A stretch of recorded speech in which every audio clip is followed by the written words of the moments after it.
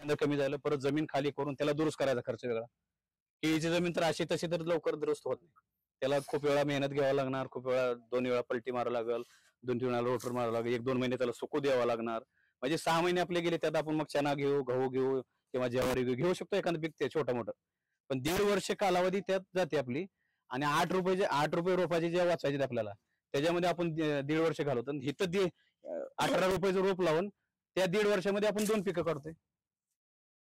खोडव्यामध्ये फायदा काय आहे, माल निघला, पानं उडवा, 1 महिन्यामध्ये लांबचे जे आलेले डॉटर सकर आहे, वॉटर सकर, त्याला सिलेक्शन करा.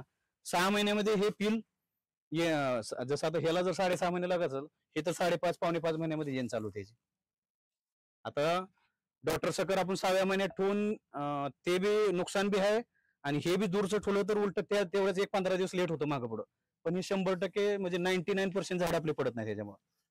कुठलं हे जे आपण ठेवणार आहे ते वॉटर सकर, जे डॉटर सिस्टर म्हणतो आपण, हे काय होणार आहे, हाईट बी धरणार नाही, पडणार पण नाही.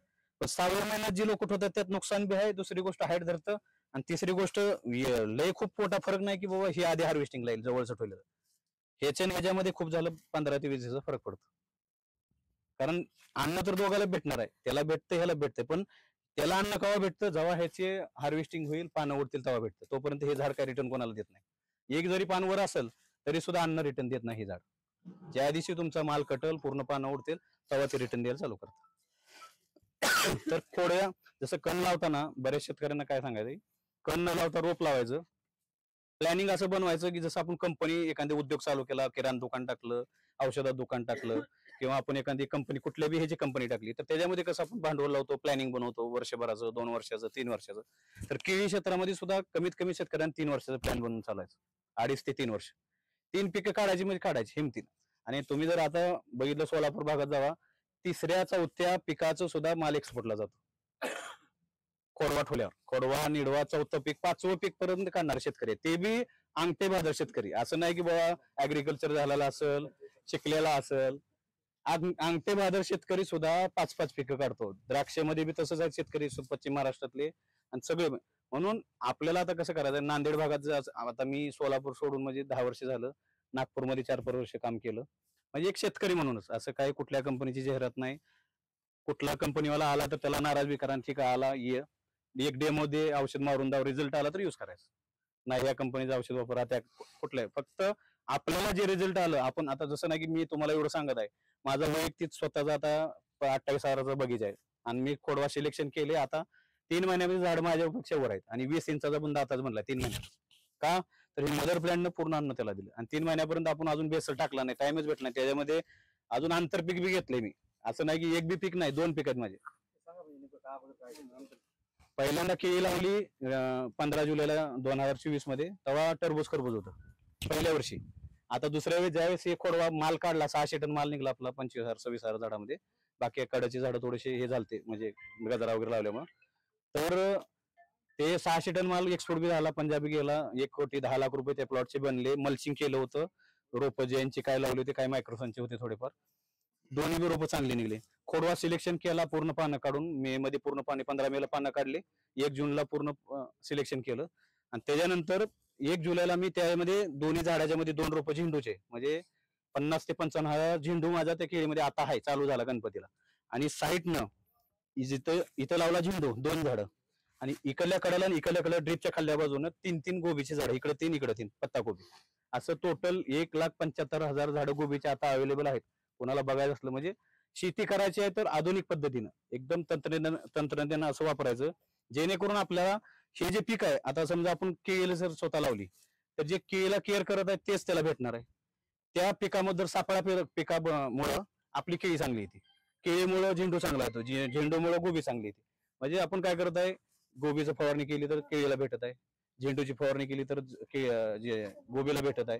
म्हणजे अशामध्ये काय होतं, एकतर आंतरपिकामुळं जे आपण आंतरपिक ह्यात घेत आहे, त्याचं जे काय बरं 1 लाख बनव एकरी, 1.5 लाख बनव, 2 लाख बनव, म्हणजे हे जे केळीचं पीक येणार पुढल्या वर्षी जे 9-10 महिन्यामध्ये केळी येते ना, ते आपल्या पूर्ण 100% आपल्या फायद्यात राहते. जे खर्च खिशातनं आपल्याला घालायचं 1 लाख 1.5 लाख रुपये केळीला एकराला घालायचं आपल्याला, ते म्हणजे आंतरपिकामधून निघून जातं. आता कधी कधी काय होतं, निसर्ग आहे, पाऊस काळ ज्यादा असतो, एखादं पीक त्यातलं म्हणजे आंतरपीक खराब होतं, असं नाही की 100% सगळे सक्सेस आहेत, परंतु होतं. पण मेहनत करत राहायची, हिंमत लावत राहायची, त्याला काय नाही. जेवढं तुम्ही हिंमत करत राहा तेवढं सक्सेस होणार त्यामध्ये. आणि शेती क्षेत्रामध्ये नाराज कधीच होत नाही. रेट भेटला तरी नाराज व्हायचं नाही, लय रेट भेटला तरी नाराज व्हायचं नाही, आणि ज्यादा खुश बी व्हायचं नाही. का? परमेश्वर देणार आहे. आपण फक्त काय टेक्निक लावायची, मेहनत करायची आणि माल काढायची कोशिश करायची. ज्या शेतकऱ्याला माल केळी लावता आली आणि ज्याला विकता आलं ते सक्सेस आहे. म्हणजे माल विकायची बी. आता आपल्या भागात बघा, व्यापारी आपल्याला एवढं सतवत आहे नांदेडमध्ये. का सतवत आहे? की आपण क्वालिटीवर कामच करत नाही, आपण क्वांटिटीवर काम करतो. म्हणजे 10च्या जागी 12, 13, 14, 15 फण्यापर्यंत आपण केळीला झाड होतो. केळाची वादी एवढी छोटी पडते. जसं आता इथे हे चुकीचं झाड आहे व्हायरसचं, ते असे झाले. जर समजा तुम्ही 5G कटिंगवर गेले, जिथं आपण 5G कटिंग आता 29 रुपये आज बी रेट आहे. 7 फण्या 13.5 किलोचे 2 बॉक्स एका घरामध्ये बनले पाहिजे. 26 किलो म्हणजे 27 किलो माल ते एका झाडाला निघाला पाहिजे. ज्याची तसा माल निघतो त्याला 29 रुपये रेट आज बी आहे. आणि ज्याचे 9 फण्यावर काम करतात जे शेतकरी, आणि खोडवा असो निडवा असो, 9 फण्यात होत आहे, वादी चांगली येत आहे, फ्रूट केअर मध्ये ध्यान ठेवत आहेत, ब्लड इंजेक्शन वर ध्यान ठेवत आहे, बॅगिंग करत आहेत, अशा शेतकऱ्यांना आता बी 24 रुपयाचा रेट आहे. असं आता आमचे एक मित्र आहेत, युट्यूब मित्र, डेप्युटी कलेक्टर आहेत पुण्याला, सोलापूरचे आहेत, भोसले म्हणून, आणि त्यांचे घरचे वाईफ आहेत, ते मॅडम आहेत, ते तहसीलदार आहेत. आपल्या जे मुळशी पॅटर्न आहे ना, तिथं त्यांचं पोस्टिंग आहे. अशा जागेला खतरनाक झालं. त्यांची केळी आहे 10 एकर. त्या माणसानं चुकीची म्हणजे अशी केळी रोप आणून दिले, ती व्हरायटी मी सांगत नाही सध्या, दिले रोप लावल्यानंतर 3 महिने त्या बागेमध्ये पाणी होतं ना. त्याला सही त्या ज्याने रोप दिली त्या कंपनीवाल्याला कमीत कमी शेतकऱ्याला सांगायचं काम आहे, बाबा पावसाळ्या दिवसामध्ये रोप केळी कशी लावली पाहिजे, बेडवर लावली पाहिजे, मल्चिंग पाहिजे, सगळ्या गोष्टी सांगितल्या. तर अशा जागेला त्याने 3 महिने केळीची पाणी बागेत होती, ती व्हरायटी लावली. त्याच्यानंतर मग 3 महिन्यानं आमचं कॉन्टॅक्ट झालं साहेबाशी. त्यांनी बोलवल्यानंतर मग त्यांना बरोबर ते बेड मारायला लावले, बेसल डोस टाकून दिले, डबल ड्रीप करायला, पहिली डबल ड्रीप होती, ड्रीप व्यवस्थित करून घ्यायला लावली, मल्चिंग 3 महिन्यानंतर केली. झाड ज्यावेळेस एवढं झालं ह्या साईजचं, त्याच्यापेक्षा पानं मोठे होते, त्यावेळेस मल्चिंग केली. जेव्हा ते फर्टिगेशन शेड्यूल व्यवस्थित दिलं तर 2 महिने लेट झाली, का तर 3 महिने अगोदर पाण्यात होती केळी, वाढली नाही. पण आज 24 रुपयानं त्या केळीला वर चोच आहे एवढी, म्हणजे असं जसं शेक सामान केळी अशी दिसत नव्हती, वर चोच आहे. क्वालिटी भारी बनली, चमक चांगली आहे, स्किन चांगली आहे, वादी चांगली आहे, पण चोच बनली. चोच बनल्या माल सुद्धा जर समजा 24 रुपयानं आज जात आहे, म्हणजे का जात आहे त्याचं कारण एक आहे, त्या साहेबांनी काय केलं, फ्रूट केअरवर ध्यान दिलं, बड इंजेक्शनवर ध्यान दिलं. दुसरी गोष्ट, टॅगिंग केलं पूर्ण बागेला, बॅगिंग केलं, पूर्ण बागेला चौरस बांधणी करून घेतली. या 5 गोष्टीमुळे काय झालं, माल म्हणजे माल पडायचा भ्या संपला बांधणी केल्यामुळं. टॅगिंग केलं, बॅगिंग केलं, त्यामुळं मालावरची जी फिनिशिंग आहे, थ्रिप्सचा डाग नाही, तुमचा सिगाटॉन रॉट नाही, फिटिंग नाही, जे तुम्ही म्हणता ना डाग पडला काळा, फिटिंग ते नाही, सिगाटॉन रॉट नाही, म्हणजे कच्च्यामध्ये केळी पकती ते नाही, मालावर थ्रिप्सचा डाग बघा, स्किन अशी की एकदम सॉफ्ट. तर 24 रुपयानं त्या माणसानं 9 फण्याचा माल पूर्ण बाग संपेपर्यंत पूर्णच घेतला बघ. कमीत कमी माझ्या 20 किलोनं जरी आवड झालं तर 300 टन माल निघेल. ते म्हणला रेट पडू कमी हो जादा पूर्ण 300 टन 24 रुपये उचलला. आज आज म्हणजे 8 दिवस झाले चालू. आता आपल्या इथं आज रेट बघितलं तर 8 रुपये, 9 रुपये, 10 रुपये, लय चांगला माल असेल तर 12 रुपये. आणि एक्सपोर्ट वाले सुद्धा आपल्या भागात काय रेट घेत आहेत, लय झालं 16 रुपये, 15 रुपये, 18 रुपये, लय झालं हायस्ट. ज्यावेळी 13, आता 13 म्हणजे एक्सपोर्टला आज इथं 13 आणि तिथं 25-26 आहे, म्हणजे डबलचाच फरक आहे ना. मग आपण कुठं चुकतो हे आपल्याला, आता शेतकऱ्यांना फक्त हेच लक्ष, आपण चुकत आहे. आपण काय करत आहे, केळीला क्वालिटी काढण्यासाठी आपण मेहनतच घेत नाही, क्वालिटीकडे लक्ष देत नाही. आपण काय म्हणताय की 12 फण्या ठेवू, 13 फण्या ठेवू, परंतु फण्या जे आहेत ना आपला धोकादायक आहे. 12 फण्या 2 किलो ऍव्हरेज काढा, 24 किलो झालं.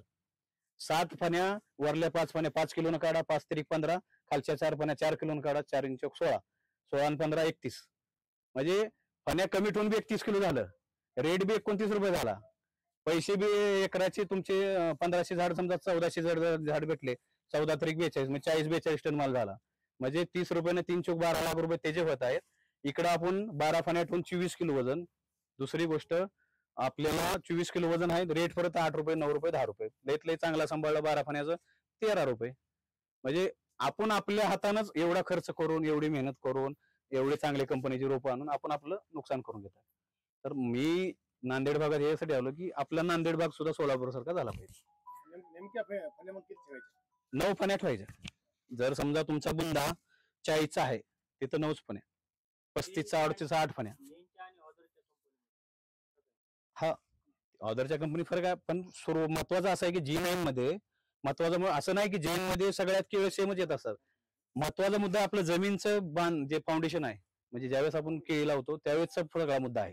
केळं कमी पडणं ज्यादा पडणं ते एक व्हरायटीवर कुठल्याही काही नाही डिपेंड.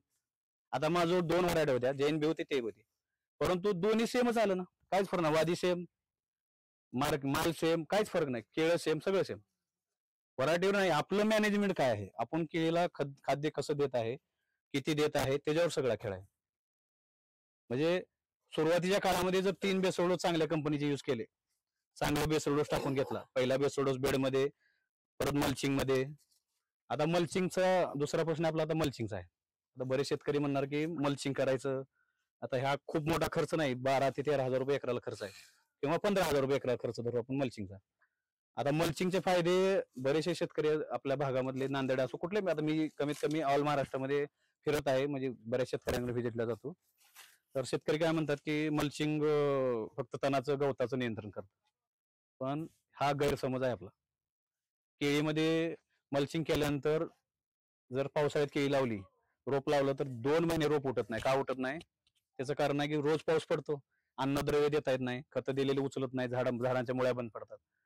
ते जर तुमचं मल्चिंग असेल ना, किती बी पाऊस पडू द्या, त्या यांच्यावरनं पाणी 2 दिवस वाहू द्या केळीवरनं, मल्चिंग मधली केळी उठणार म्हणजे उठणार 100%. आता गेल्या वर्षी जे बी आमच्या मित्रांची केळी होती सरपंच साहेबाची, तिथं कमीत कमी एवढं डोक्या एवढं पाणी होतं 2 दिवस, तरी सुद्धा ती केळी सक्सेस झाली. 35 किलोचं रास पण आली, एक्सपोर्टला बी गेली, 25 रुपयाचा रेट बी भेटला. का भेटला असेल तर मल्चिंग असल्यामुळे मुळा डिस्टर्ब झाल्या नाही त्या. दुसरी गोष्ट, पांढऱ्या मुळांची वाढ 12 महिने जोपर्यंत तुमची केळी तोपर्यंत पांढऱ्या मुळ चालत राहतं. आणि झाड मोठं करण्यासाठी, अन्न घ्यायसाठी काय पांढरा मुळ गरजेचं आहे. ज्या दिवशी तुमची मूळ बंद पडली त्या दिवशी अन्न घ्यायचं झाड बंद करतं, वाढ बी होत नाही, अन्न बी घेत नाही. म्हणून मल्चिंगचा फायदा बघा, गवत तर वाचवतच, दुसरी गोष्ट पांढऱ्या मुळांची वाढ चांगली होती, तिसरी गोष्ट जे बी बाहेर येणारे इन्सेक्ट आहेत, म्हणजे थ्रिप्स असो, जेसिड असो, ऍफिड असो, ज्याच्यापासून व्हायरस फैलतो बाग, ते ह्या चमकल्यामुळे काय होतं, ते आपल्याकडे येत नाहीत. हे झालं रोगाचं. चौथी गोष्ट, केळीमध्ये जर तुम्ही बिना मल्चिंगची शेती केली, केळी केली, 1 महिना जादा घेणार.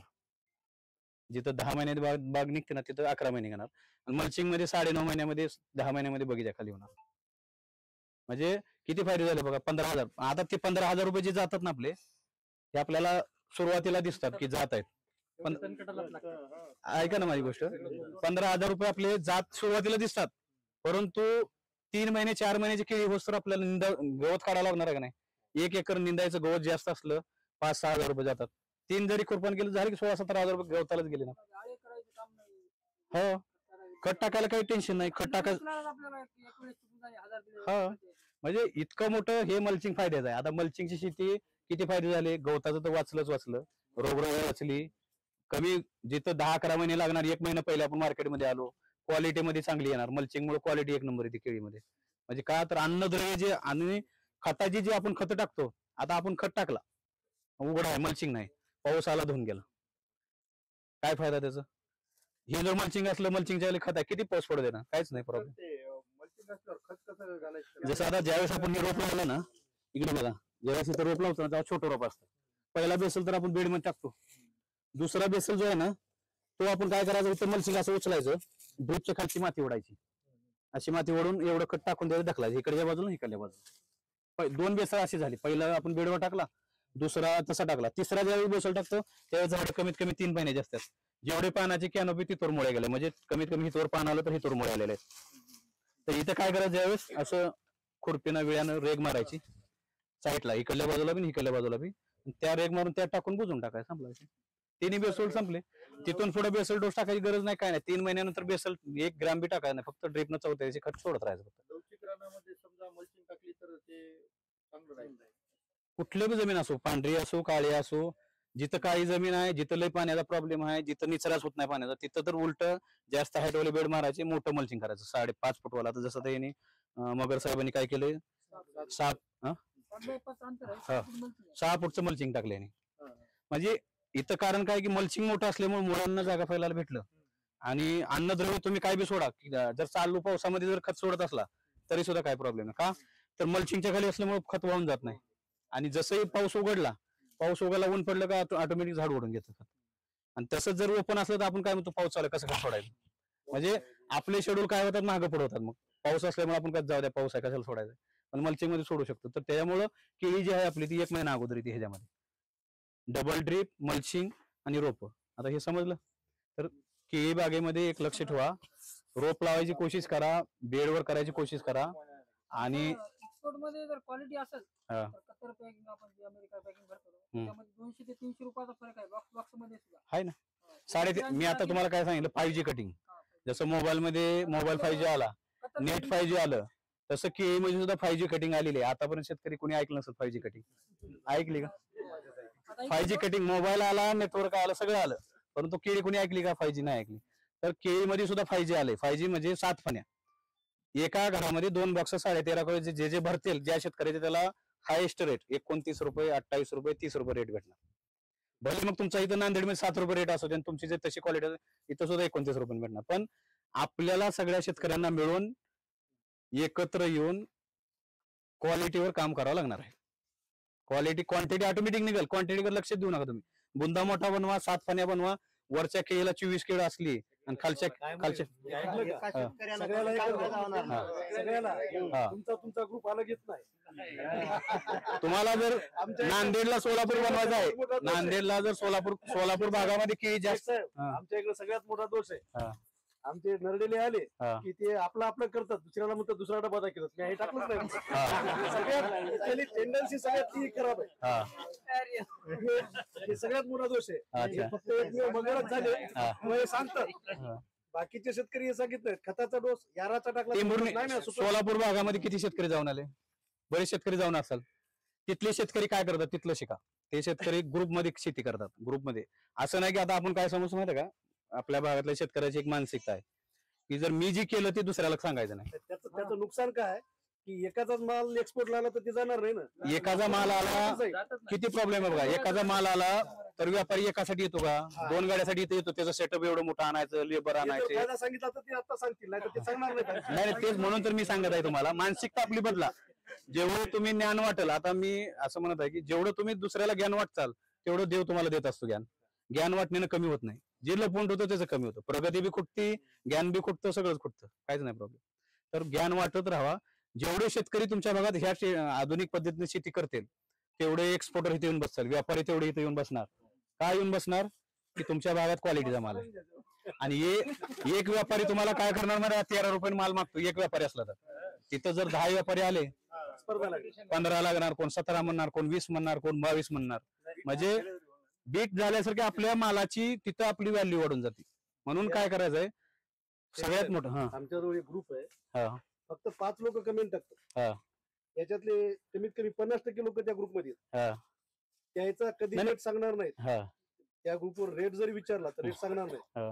काय टाकलं, कशी क्वालिटी आहे, कधी त्याचा वैयक्तिक फोटो टाकला नाही. दुसऱ्याचा असला तर लई जर उल्हास आला तेवढा अंगठा दाखवते, त्याच्या पुढे जात नाही. उल्हास आला तर फक्त तेवढा शेवटचा टप्पा तेवढा. 50% याच्यातल्या ग्रुपमध्ये जुने विचार सोडा, नवीन टेक्निकल पद्धतीने आधुनिक पद्धतीने शेती करा. असं. आणि अजून जो भ्रम आहे ना, जर समजा लय लोकांनी माल लावला, लय लोकांनी माल बनवला एक्सपोर्टचा, सगळी लोक भाव पडल, माझा मालाला रेट, हे गैरसमज आहे सगळ्यात मोठा. एक मिनिट ऐकून घ्या. जर सगळ्या नांदेड जिल्ह्यात जेवढे बी शेतकऱ्यांनी केळी लावली काय, आणि सगळ्यांनी जर एक्सपोर्टचा माल बॅगिंग केलं, टॅगिंग केलं, बीआय केलं, फूड केअर केलं, सगळ्या माल एकसारखा आला, एक नंबर आला. असं नाही की तुमचा माल तो एक्सपोर्टचा आहे आता कमी निघतो, असं नाही. उलट जेवढा माल जास्त तेवढे जास्त व्यापारी, तेवढे मागणी जास्त. आणि सोलापूर भाग विचार करून लावला. त्या विचारामुळे सोलापूर भाग आपल्यापेक्षा 20 वर्ष पुढे जो गेला ना, त्याचं कारण तेच आहे.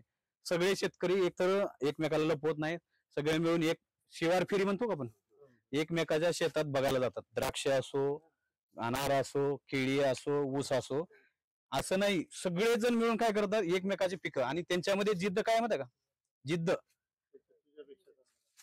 खाली पायवड्याची जिद्द नाही, त्याच्यापेक्षा मी कसं चांगला आणि त्याचं विचारून घ्यायचं, माझं सांगायचं, मी फक्त एवढं, बाकीचं काही नाही. त्यांच्या मनामध्ये एकच प्रश्न, क्वालिटी चांगली आणायची, क्वांटिटी भरपूर काढायची, चांगले पैसे बनवायचे. आणि आपल्याला जो रेट भेटला सगळ्याला माहिती करून द्यायचा. का तर आपल्यामुळे एखाद्याचं जर शेतकऱ्याचं चांगलं झालं, आशीर्वाद तर भेटणारच आहे, परंतु मार्केटिंग जे आहे ना पूर्ण वाढत जाते. व्यापारी मग काय करतात, पाडून मागत नाही. बाकी शेतकरी आता जसं मगर साहेबांचा माल 22 रुपये निघला इथं, त्यांनी जर नाही सांगितलं आपला मग क्वालिटी मगर साहेबासारखाच आहे, पण बाकी व्यापारी काय करतो, नाही 15 रुपयांनी 16 रुपयांनी. तर कोऑर्डिनेशन मध्ये मेळाव्यामध्ये सगळेजण मिळून राहिले पाहिजे. का तर असं नाही, सगळेजण जर चांगले झाले तर काय प्रॉब्लेम. शेतकरी हा मिळून जोपर्यंत होत नाही तोपर्यंत फायदाच होणार नाही. हे ध्यान घ्या. शेतकऱ्याला मिळूनच राहावं लागेल, तेव्हा शेतीमालाला भेटेल, रेट भेटतील, पैसे चांगले होतील, सगळे शेतकरी वर्ग आपला सुधारित होऊन जाईल. आता बघताय तुम्ही, कारण किती हाल मोठे बेकार आहे नांदेडचे. आता 1-2 महिन्यापासून किती माल विकायला किती परेशान आहेत शेतकरी. त्याच्यासाठी शेतकऱ्यांनी एकजुटता करा. आता अजून एक प्रश्न दुसरा आहे याच्यामध्ये, केळी विकताना आपल्याला 12% दंडा कापतात नांदेड भागामध्ये, आहे का नाही, कापतात का नाही, दंडा घेतात, आडत घेतात, वाहतूक घेतात. किती मोठा हे आहे. आता सोलापूरला तुम्ही जावा, 8% दंडा रिटर्न देतात शेतकऱ्याला. म्हणजे 10 टन माल काढल्यानंतर 800 किलो त्याला फ्री मध्ये, म्हणजे आपलाच माल आहे तो, आपला हक्काचा नाही. आपण याला घाम गाळून एवढं बनवलं, एवढी मेहनत करून बनवलं. 8 किलो म्हणजे 800 किलो 10 टनामागे जर भेटत असेल म्हणजे 832 3.5 टन. जर समजा एकरात 40 टन माल काढला शेतकऱ्यानं, 4 टन माल म्हणजे 20 रुपयाने गेला तर किती, 80,000 रुपये. म्हणजे अर्धा खर्च आपल्या प्लॉटचा त्या दंड्यात निघतो. त्याच्यामध्ये दंड्यामध्ये कमिशन नाही. म्हणजे जे आपण जे आज शेतकरी नांदेड भागातले असो किंवा जिथं आंध्रामध्ये असो, दंड्याच्या पैशामध्ये आपण निघत आहे ना, अर्धा खर्च दंड्याच्या ह्याच्यात निघत आहे.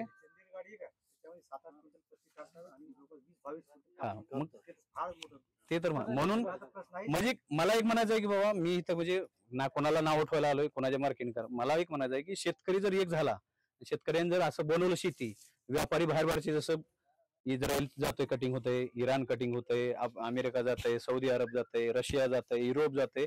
म्हणजे असं कुठलीच कंट्रीने इंडियाची केळी जात आहे का, तर ह्या केळीला मागणी खूप आहे. फक्त शेतकऱ्याला आपल्याला क्वालिटीवर काम करायचं आहे. क्वालिटी जे काम करेल, 9, 10, 12, 8 लाखापासून पुढे 12 लाखापर्यंत शेतकऱ्याचे पैसे बनणार, गॅरंटी. काळा दगडावरची रेग राहणार आहे, मी बोललेला शब्द.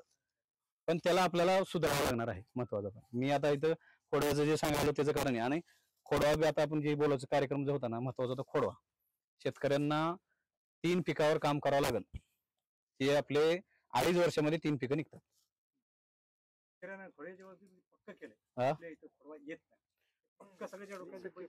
ठीक आहे, काही प्रॉब्लेम नाही. गोड आणि मैदान जवळ आहे. माझ्याजवळ 28,000 भाडाचा बगीचा आहे. तिथं मी 3 पिकं आता सध्या ऑलरेडी केलेली आहेत. केळी पण आहे, झेंडू आहे, गोबी आहे, मुदखेडला. दुसरी गोष्ट, नवीन ट्रायल अजून मी कोणाला हे केलं नाही, सांगेल नाही. मी 70% झाडाला 2 झाडं ठेवलीत 6-5 मध्ये. साईडचे जे झाड आहेत ना चौक, त्या चौकाला 3-3 झाड आहेत. का तर हवा चिलिंग वगैरे आत येऊ नये म्हणून. आतमध्ये सुद्धा 2-2 झाड आहेत 70% झाडाला. म्हणजे 25-26 हजार झाडाचा जो बगीचा आहे, म्हणजे गॅप वगैरे सोडून 28 लावलीत आपण, पण 2,000 सोडून द्या, त्याच्यामध्ये 40,000 झाड केलेलं आहे. आता तिथं बरेच शेतकरी आता काय म्हणतात, 40,000 झाड केले आता हवा भेटणार नाही. तिथं आपण काय करणार माहिती का, एका झाडाला जे पूर्ण एवढा लोड द्यायचा 28 किलो, 30 किलो, 35 किलोचा, तिथं आपण एका झाडाला 20 किलो घ्यायचं. 7च पाण्यात व्हायच्या, 20 किलो घ्यायचं, 40 किलो झालं ना. म्हणजे 2 झाडावर लोड आला. दुसरी गोष्ट फक्त एवढंच आहे की तिथं थोडंसं स्प्रेचं नियोजन व्यवस्थित ठेवावं लागणार आहे. खता पाण्याचं नियोजन थोडंसं वाढवून द्यावं लागणार आहे.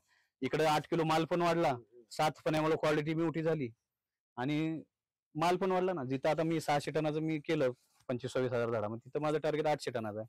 म्हणजे 200 टन माल पण वाढला. दुसरी गोष्ट फायदा पण झाला ना आपला, तो विषय. आणि जास्त करून नांदेड भागामध्ये जी लागवड आहे ना, ते 6-5 वर सफिशियंट आहे. 5.5 6 का. उन्हाळ्यातले जे बाग हार्वेस्टिंगला तर त्याला वरनं सनबर्निंग होते आणि जेवढे बगीचा जवळ राहील पडायची भ्या नाही राहत. 7-5 वर जावा, 6-5 वर 8, जसं सोलापूर भाग झालं ना तिकडे चालून जातं 7-5 वगैरे. आपल्या भागामध्ये काय होतं, आता काही मगर साहेबांचं आता पावसाळ्यात होतं हार्वेस्टिंग, काय प्रॉब्लेम नाही. पण उन्हाळ्यात ज्याची बगीचा येईल, थंडीमध्ये जे बगीचा येईल त्याला चिलिंग येणार. दुसरी गोष्ट सनबर्निंग, म्हणजे ऊन लागलं वरनं 1-2 फण्या काय होतं, काळ्या पडतात. बरोबर बघितलं असेल बऱ्याचशा लोकांच्या. 5.5 बाय 5.5 किंवा 6.5 शायनिंग जाते.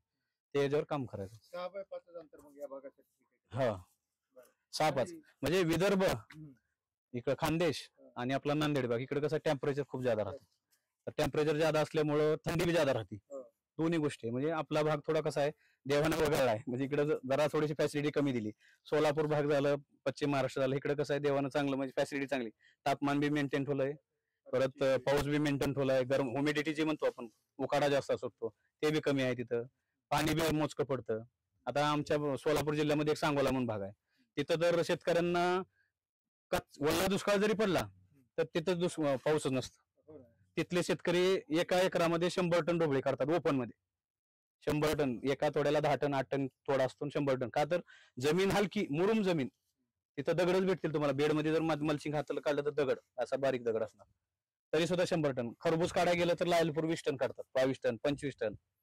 50 दिवसामध्ये खरबुजाचं उत्पन्न 5-5 6 लाख काढतात. आता आजचं जर तुम्ही मार्केट बघा, आता मी बी मार्केट, मी शेतकरी आहे, मार्केटमध्ये काय आहे तर मी 13 वर्षाच्या वयापासून माल लावले बिन, मोठ्या मोठ्या मार्केटला विकले, व्यापाऱ्यांची ओळखी झाल्या. तर खरबूजचं मार्केट आज 40 रुपये जागेला आहे. त्या भागात माल चालू शेतकऱ्यांचे एकरी 8 लाख रुपये 9 लाख 50 दिवसात होत आहेत. आणि खर्च भांडवल किती लावायचं? 1 लाख रुपये, 1,10,000 लय झालं. प्लॅनिंग ज्या शेतकऱ्यानं कुठली बी शेती करा, टमाटर करा, खरबूज करा, केळी करा, प्लॅनिंग न करा. 2 महिने 3 महिने अगोदर स्वतः प्लॅनिंग बनवायचं. ग्रुप शेती करा जास्त करून. का? सगळ्यांनी जे माल जिथं लावला ना आपण, तर व्यापारी बहुत येतात. जेवढे व्यापारी येतील तेवढं तुमचं डिमांड वाढलं. तुम्ही घरी बसून सुद्धा तुमचा माल विकू शकता. व्यापाऱ्याच्या फोन करायची गरज नाही, व्यापारी तुम्हाला फोन करणार मला माल द्या. आता ज्यावेळेस मी माझा 26-27 बाग लावला ना, त्यावेळेस मला लय व्यापाऱ्यांच्या मागे लागायची गरज पण नाही. आता कित्येक आता मगर साहेबांनी व्यापारी आणले. मी अजिबात रिस्क घेतलं नाही, टेन्शन घेतलं नाही मालिकाचं. ऑटोमॅटिक व्यापारी बी आलं. 18 रुपयापासून 25 रुपयापर्यंत कटिंग झाली. अवरेज 22 रुपयाचा रेट बसला. बॉक्स पॅकिंगला बी गेला माल आपला, आणि पंजाबला सगळ्यात ज्यादा माल गेला. त्यावेळेस काय होतं, बुरहानपूरचे रेट हायेस्ट होते, एक्सपोर्टचे रेट थोडे कमी होते. तर आम्ही टार्गेट काय केलं, जे रेट ज्यादा त्याला माल काढला. पंजाबला कमीत कमी 12 टायरच्या गाड्या 22-25 गाड्या ते काढल्या, आणि एक्सपोर्टला कमीत कमी 50-60 टन दिला माल, ज्यादा नाही दिला. का? आपण एवढी मेहनत करून BI केलं, बॅगिंग केलं, फ्रूट केअर केलं, प्रत्येक झाडाला आपण टॅगिंग केलं. जसं आता मगर साहेब म्हणलो ना, प्रत्येक 10 दिवसाला हा धागा चेंज केला आपण, प्रत्येक 10 दिवसाला. घरी बसून मी माझ्या बागेत माल किती तयार आहे 80 दिवसानंतर सांगू शकतो. का? तर माझं रेकॉर्ड मेंटेन होतं ना. काय रेकॉर्ड मेंटेन होतं की बाबा 1 ऑगस्ट पासून 10 ऑगस्ट पर्यंत माझा पांढऱ्या धागाचे 2000 झाड आहेत. 10 ऑगस्ट पासून 20 ऑगस्ट पर्यंत माझे 5000 झाड आहेत. म्हणजे घरी बसून मी 25 किलोनं 25 एवढा टन माझ्याजवळ माल शिल्लक आहे. ह्याच्यात काही खूप काम नाही. हे 2 कामं करते, एक तर टॅगिंग, दुसरी गोष्ट जे झाडाचं ज्यावेळेस येण होते, आपण कमळ मोडलं, झाड ओढून बांधलं, तर ह्याच्यामुळे एकतर झाडाचा जो हवा आली ना तर दोघं संघ घालतात, आणि जर नाही बांधलं तर झाड एकीकडे वागतं, केळी एकीकडे वागते. त्यामुळे मोडाचं घ्या. एक तर टॅगिंग झालं, दुसरी गोष्ट आपल्याला हे फायदा झाला. म्हणजे केळीमध्ये खूप सारे शिकायसारख्या गोष्टी आहेत. मी बी तुमच्यासारखाच होतो शेतकरी, लहानातनं इथपर्यंत गेलो, एवढं म्हणजे करत अनुभव घेत गेलो. स्ट्रॉबेरी लावली, अंगूर लावला, अनार लावले, सगळ्या गोष्टी ज्या म्हणजे आपल्या महाराष्ट्रामध्ये जेवढ्या वस्तू येतात सगळ्या गोष्टी माझ्याकडे लावल्यात मी माझ्या शेतात. सगळे प्रयोग केले, सक्सेस झालेलेच हे केले, असं आहे. म्हणून काय करा, आपल्या भागामध्ये केळी चांगली येते. केळीमध्ये आंतरपिकाचं नियोजन ठेवा, मल्चिंगचं नियोजन ठेवा. 3 पिकाचं टार्गेट धरूनच केळी एकदा रोप लावलं की 3 पिकाचं टार्गेट धरायचं. 2.5 वर्षामध्ये 3 पिकाची जिद्द ठेवायची. प्रत्येक वर्षी 5 टन म्हणजे 5 किलो झाड आपल्याला ज्यादा देणार आहे हे लक्षात ठेवायचं. आज या वर्षी 35 टन माल निघला, पुढल्या वर्षी 40 टन निघलाच पाहिजे, त्याच्या पुढल्या वर्षी 45 टन निघलाच पाहिजे. का निघत नाही? का निघत नाही? निघलाच पाहिजे. का? तर तिची मेहनत ऑटोमॅटिक सगळं आपल्याला भेटत आहे ना. हे काढायचा खर्च नाही, तोडायचा खर्च नाही. दुसरी गोष्ट, हे कंद कधीही ज्यावेळेस हार्वेस्टिंग झाल्यावर बाहेर काढून टाकू नका. ह्याच्यापासून जमिनीचं ऑर्गॅनिक कार्बन वाढतं. ज्यावेळेस हे कुसतं ना, त्याचा पाला, काडी कचरा, आपण काय करतो, जे गवत काढतो का, आता मला मगर साहेब म्हणले उंबळे उचलून बाहेर टाकायला खर्च येतात, परंतु उंबळे जे आहेत ना ते तिथं जागेवर पडू द्या. जेवढे हिरवळीचा कचरा जेवढा आपल्या जमिनीत राहील, शेणखत, जसं आपण आता बोरो टाकतो, ढेंच्या टाकतो, हिरवळीच्या खताचं, ते गवतापासून सुद्धा बनते ना. ऑर्गॅनिक कार्बन जमिनीचं पोट सुधारून जाते. ती उगवायला तर ते थोडी मेहनत घ्यावी लागते ना. काही व्हरायटीज उगवतात, बाकीचे त्याला काय करावं लागतं, 4-8 दिवसांनी फक्त उचलून पलटी मारायचा, मुळ्यावर करायचं, संपला विषय. आता माझ्याजवळ जी शेती होती ना, मंदिराची, विठ्ठल मंदिराची शेती होती, 25 एकर 28 एकराचा प्लॉट आहे तो, पण व्हाईट 25 मध्ये आहे. तर त्या म्हणजे 80 वर्षापासून त्या शेतामध्ये 25 एकरामध्ये 10 क्विंटल सुद्धा सोयाबीन होत नव्हतं, आणि 10 क्विंटल बी कपास येत नव्हता.